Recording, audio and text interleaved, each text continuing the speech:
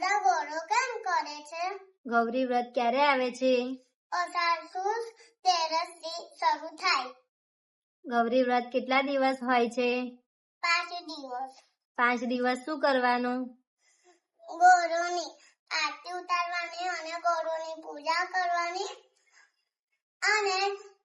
અને 5 દિવસ ઉપવાસ કરવાનો અને મીઠા વગર ખાવાનું.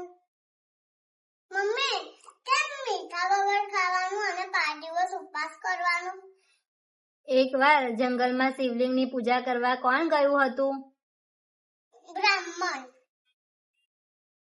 જંગલમાં બ્રાહ્મણ શિવલિંગની પૂજા કરવા ગયા તો તેમને શું થયું?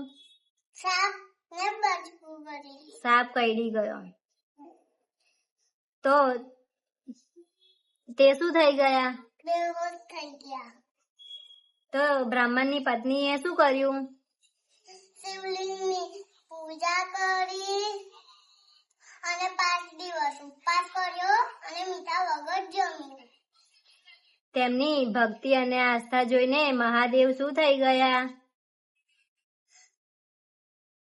પાર્વતી અને શંકર ભગવાન પ્રસન્ન થઈ ગયા અને પાર્વતીએ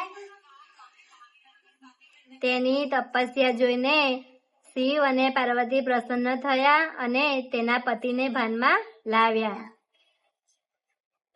તે બ્રાહ્મણ હતા, એ જંગલમાં શિવલિંગની પૂજા કરવા જતા હતા ને તેમને સાપ કરડી ગયો.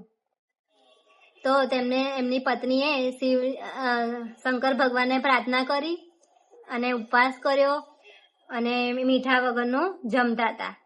તો તેમની ભક્તિ જોઈને શંકર ભગવાન અને પાર્વતી માતા પ્રસન્ન થયા. તો તેના પતિને સારા કરી દીધા અને પછી બંને પતિ પત્ની જંગલમાં શું કરતા હતા?